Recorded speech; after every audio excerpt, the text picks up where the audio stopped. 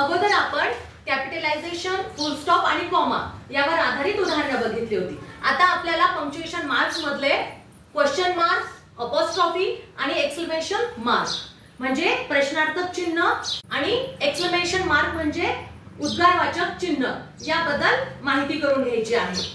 आता इथे मी काही उदाहरणं घेतलेली बघा. Is this your pen? Is this your pen? मग तुम्ही उत्तर कसं देता? जर मी तुम्हाला विचारलं इज दिस युअर पेन, तुम्ही काय म्हणणार? यस किंवा नो. जर असेल तर काय म्हणणार? Yes, this is my pen. This is my pen म्हणजे प्रश्न विचारला जातो आणि त्याच्यामधून जेव्हा उत्तर निघतं तेव्हा तो काय होतो? प्रश्न होतो. उत्तर दिलं जातं, ज्याच्यामधून उत्तर निघतं. ऑटोमॅटिकली तुम्हाला कळतं की अरे मला आता इथे उत्तर द्यायचं आहे, तेव्हा मग समोरचा काय असतो? प्रश्न असतो. मग इंग्रजीमधून काय असतात? अशा प्रकारचे प्रश्न असतात ज्याच्यामधून यस किंवा नो हे उत्तर दिलं जातं. Is this your pen? त्याच्यानंतर do you like tea? Do you like tea? तुम्हाला चहा आवडतो? मग तुम्ही काय म्हणणार? हो किंवा नाही. हो किंवा नाही. What is your name? तुमचं नाव काय आहे? मग इथे काय येणार? सेंटेन्स येणार. मग व्हॉट मध्ये काय असतं? मग WH ने सुरू होणारे प्रश्न. कोणते? WH न. मग कोणते कोणते असतात ते? What, where, when, who, how यासारखे WH ने सुरू होणारे जे शब्द असतात त्याच्यापासून काय तयार होतात? प्रश्न. मग हे तुम्हाला समजून घ्यायचं आहे. ते हे झाले आता प्रश्नार्थक शब्द, वाक्य हे आपण समजून घेतलं. आता इकडे लक्ष द्या. Raju's pencil, mirage book, don't, isn't, can't.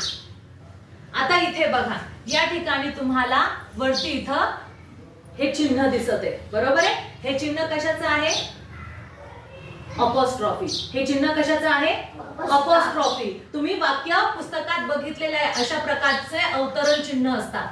अशा प्रकारचे अवतरण चिन्ह असतात. मराठीमध्ये त्याला अवतरण चिन्ह असे म्हणतात आणि इंग्रजीमध्ये काय? अपॉस्ट्रॉफी.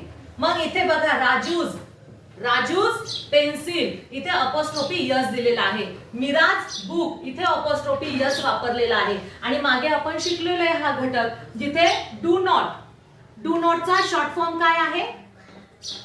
आपल्याला या शब्दाला काय करायचंय? संक्षिप्त बनवायचंय. मग संक्षिप्त बनवल्यानंतर DONT यांच्या नंतर अपॉस्ट्रॉफी लागला जातो आणि टी लिहिला जातो. म्हणजे हा काय झाला? या डू नॉटचा संक्षिप्त रूप. ओके. तसंच इजंट म्हणजे इज नॉट. इज नॉटला इजंट केलेला आहे. इथे यन आणि टीच्या मध्ये अपॉस्ट्रॉफी दिलेला आहे. मग हे चिन्ह तुम्हाला समजलं? त्याच्यानंतर आहे एक्सप्लेनेशन मार्क. एक्सप्लेनेशन मार्क म्हणजे काय? उद्गारवाचक चिन्ह. तर इथे बघा ओच्या नंतर हे चिन्ह दिलेलं आहे बघा. Oh, what a great idea.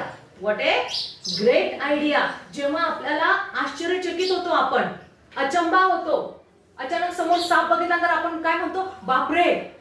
काटा टोचला तर आई ग, अरे देवा, असे शब्द वापरतो की नाही? मग जेव्हा आपण अशा प्रकारचे उद्गार काढतो तेव्हा त्याला काय म्हणतात? उद्गारवाचक चिन्ह. उद्गार निघतात आपल्या मुखातून तेव्हा ते काय होतात? उद्गारवाचक वाक्य होतात.